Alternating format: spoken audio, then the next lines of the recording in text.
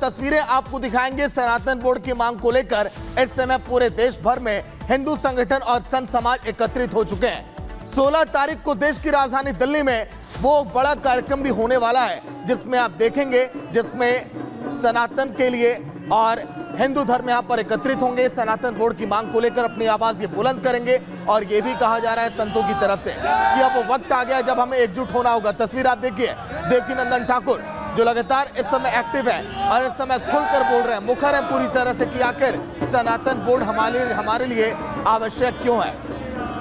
देवकीनंदन ठाकुर की तरह तमाम दिग्गज चेहरे इसी तरह से संत समाज के इस समय दिल्ली में डेरा डाले हुए हैं।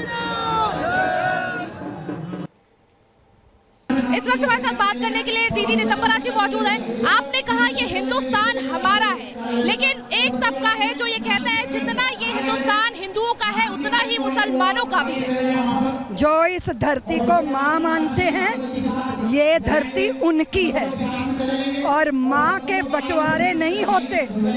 जो माँ को बांटने की मानसिकता रखते हैं वो बच्चे नहीं होते माँ के, वो दुश्मन होते हैं। यहाँ कोई मुसलमान हो, ईसाई हो, जैन हो, सिख हो, आर्य समाजी हो, सनातनी हो, जो इस धरती के प्रति संतान भाव रखता है वही उसी की ये धरती माँ है। लेकिन आप लोग इतनी क्रोधित क्यों है सनातन बोर्ड को लेकर? क्योंकि अभी तिरुपति का ड्रामा हुआ ना आपके सामने, बांग्लादेश में हमारी बच्चियों की दुर्दशा हुई ना, आप जानते हो। कश्मीर से मार मार के निकाला गया ना, और जो निकाल दिए गए उनको कोई वापस नहीं बसा पा रहा, इसलिए क्रोधित हैं, दुखी हैं, पीड़ित हैं। लेकिन आप कह रही हैं कि जिस तरीके से आप इस बात का समर्थन कर रही हैं कि बटोगे तो कटोगे का नारा सही है, लेकिन एक तबका ये कह रहा है, कुछ नेता ये कह रहे हैं कि सनातनियों पर इस तरह की भाषा आतंकवादियों वाली शोभा नहीं देती। ऐसा है, बहुत मर्यादा, बड़ी सभ्यता और सब करके हमने देख लिया। ये कह के हम अपनी पीड़ा भी व्यक्त न करें, वो कत्ल भी करते हैं तो चर्चा नहीं होती, हम आह भी भरते हैं तो हो जाते हैं। कांग्रेस के नेता ये कह रहे हैं कि आरएसएस जो है नफरत फैलाता है, झूठ बोलना सिखाता है। आरएसएस सच्चा देशभक्त बनाता है, अतीत के इतिहास का स्मरण कराता है, भविष्य के प्रति सजग करता है। हिंदुओं को क्या कुछ संदेश देना चाहेंगी रितंबरा जी? सभी लोग जातीय विद्वेष भूल जाओ, एकजुट रहो, एक रहो, नेक रहो, धरती के प्रति, भविष्य के प्रति, प्रकृति के प्रति, नदियों के प्रति, परंपरा के प्रति अपना कर्तव्य निभाओ और अपनी जिम्मेदारियां औरों पे ना छोड़ो, स्वयं निभाओ। वहीं देश की सियासत इस समय दो मुद्दों के इर्द गिर्द अब घूमती हुई दिखाई दे रही है। एक तरफ है महाकुंभ तो एक तरफ है बटोगे तो कटोगे, क्योंकि इस बार के महाकुंभ में गैर हिंदुओं की एंट्री पर पूरी तरह से रोक लगा दी गई है।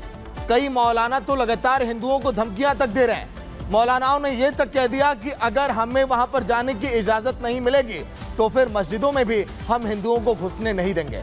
इसी पर बाबा बागेश्वर का जवाब आया, उनकी प्रतिक्रिया सामने आई, सुनिए आप।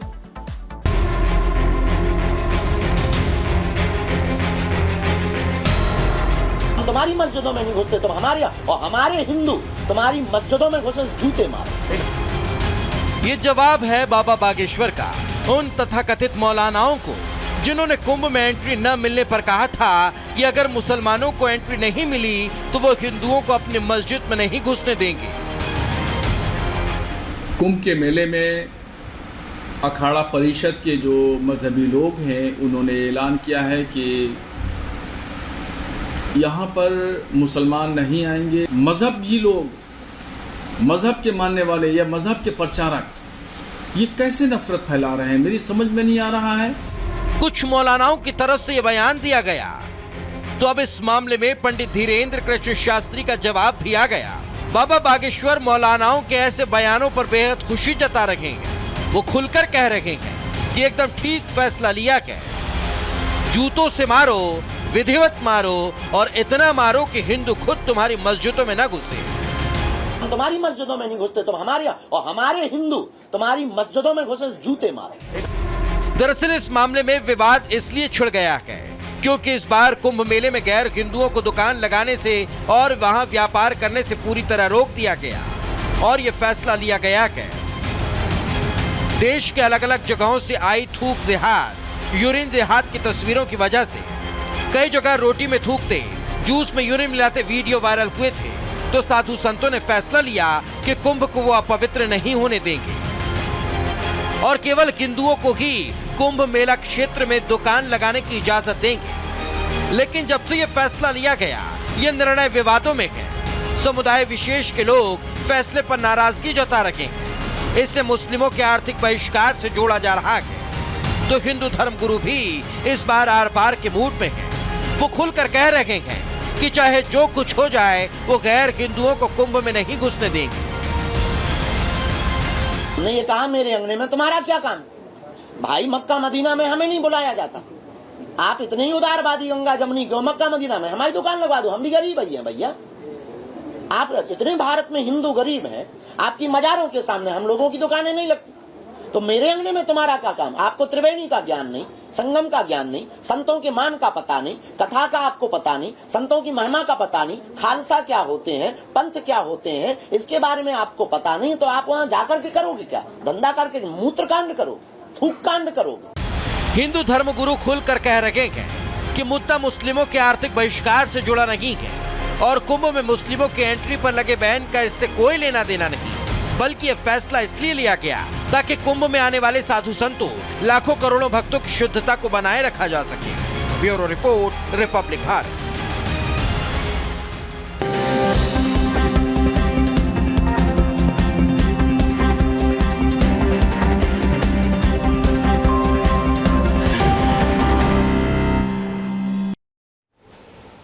तो उधर अयोध्या में दीपावली के बाद अब देव दीपावली को भव्य दिव्य बनाने की तैयारी इस बार होने जा रही है। जहां पर भव्य होगी देव दीपावली, काशी में इसे लेकर पूरी तरीके से तैयारियां जो हैं वो जोरों शोरों से इस वक्त की गई हैं। तस्वीरें हम आपको यहां पर दिखाते हैं, जहां पर शिव की नगरी काशी, जहां पर देव दीपावली के मौके पर आखिर किस तरीके से सजाया जा रहा है, पूरी तैयारी यहां पर की जा रही है।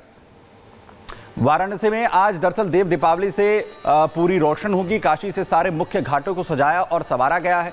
नमो घाट पर मुख्य आयोजन दरअसल होना है, जिसमें उपराष्ट्रपति जगदीप धनखड़ और सीएम योगी आदित्यनाथ हिस्सा लेने वाले हैं, जिसके लिए भव्य तैयारियां यहां पर की गई हैं।